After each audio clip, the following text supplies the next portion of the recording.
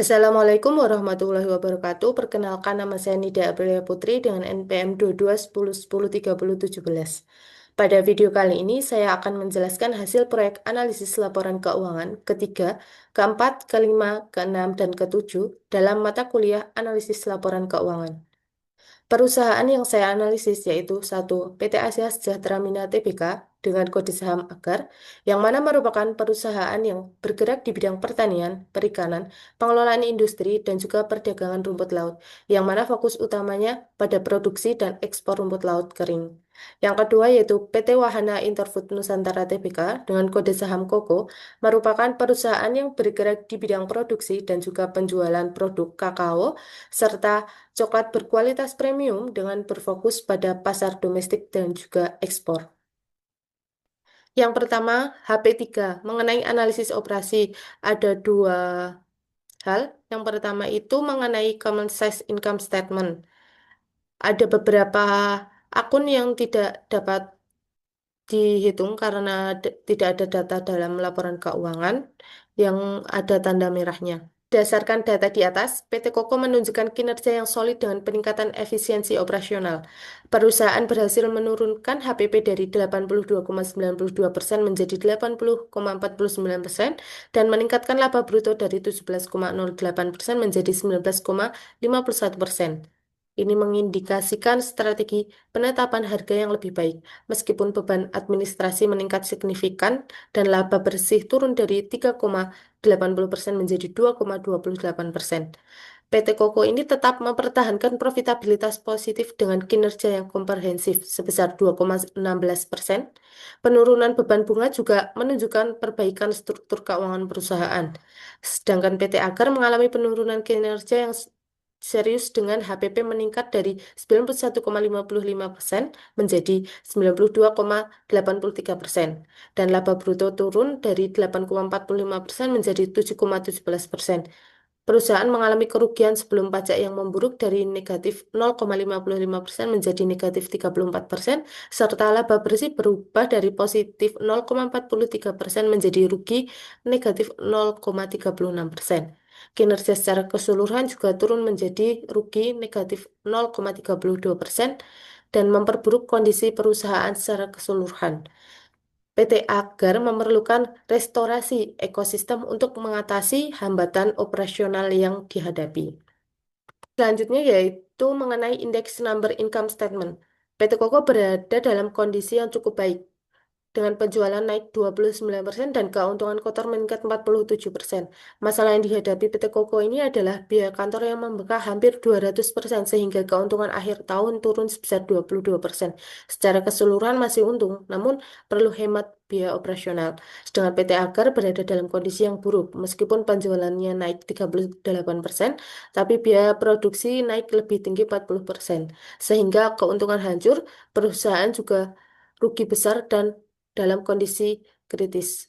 Kesimpulannya, PT Koko ini jauh lebih sehat dibandingkan PT Agar. PT Koko hanya perlu menghemat biaya, sementara PT Agar membutuhkan perbaikan besar-besaran untuk bertahan. Selanjutnya, HP keempat mengenai analisis Dupont. Berdasarkan perhitungan di atas, PT Koko memiliki fondasi keuangan yang jauh lebih sehat dan menunjukkan manajemen yang lebih efektif dalam menghadapi fluktuasi pasar dan tantangan operasional. Hal ini terlihat dari kemampuannya dalam mempertahankan profitabilitas positif dan efisiensi aset, meskipun dalam kondisi ekonomi yang mungkin kurang menguntungkan. Sebaliknya, pada PT Agar menunjukkan indikator kinerja yang terus memburuk secara signifikan, mengindikasikan adanya kelemahan fundamental dalam strategi operasional dan keuangan yang mendesak untuk diperbaiki demi keberlangsungan bisnisnya di masa depan. Yang selanjutnya, HP kelima mengenai analisis arus kas. Ada beberapa kolom yang tidak terdapat angka karena di dalam laporan keuangan itu tidak ada angka ataupun kosong. PT Koko mengalami masalah serius dengan arus kas operasi negatif yang memburuk dari negatif 26,103 miliar pada tahun 2021 menjadi negatif 77,748 miliar pada tahun 2022.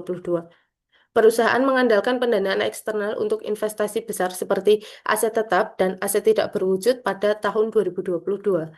Arus kas bebas negatif dengan arus kas tahun sedikit menunjukkan Resiko likuiditas tinggi. Rasio kecakupan arus kas tidak dapat dihitung dan rasio investasi kembali kasnya negatif.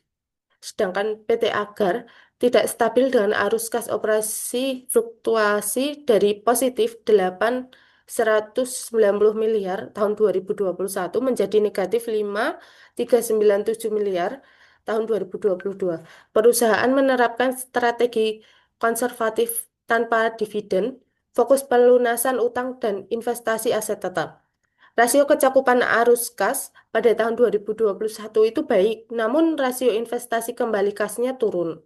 Jadi PT Koko ini memerlukan perbaikan mendasar untuk mengatasi masalah arus kas operasi yang mengancam keberlangsungan usaha. Sedangkan pada PT Agar itu perlu menstabilkan kinerja operasional untuk mencegah penurunan yang lebih lanjut.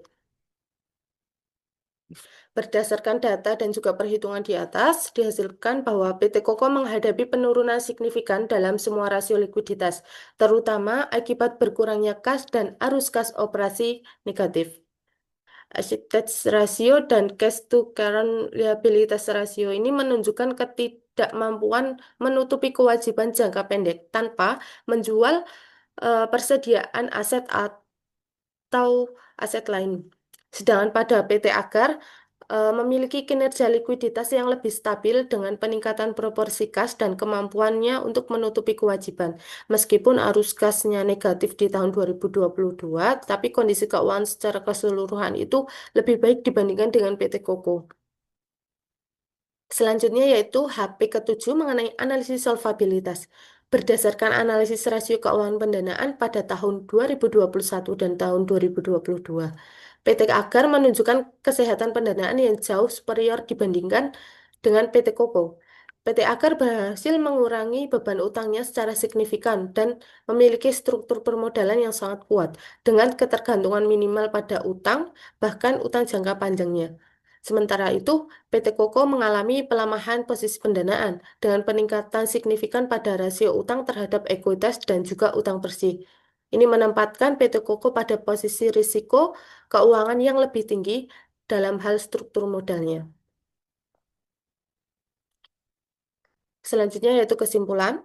Berdasarkan kelima analisis tersebut, dapat disimpulkan bahwa PT Koko memiliki keunggulan dalam aspek operasional dan profitabilitas, namun mengalami masalah serius dalam arus kas dan likuiditas. Sedangkan pada PT Agar menghadapi tantangan berat dalam operasional dengan kerugian yang signifikan, tetapi memiliki struktur keuangan yang lebih solid dalam hal likuiditas dan solvabilitas.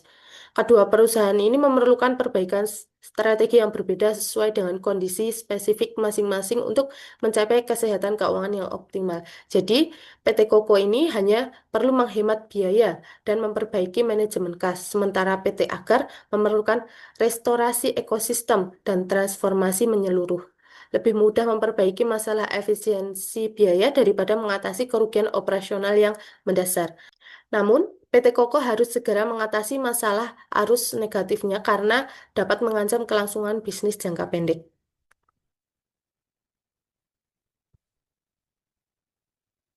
Sekian dari saya, terima kasih. Wassalamualaikum warahmatullahi wabarakatuh.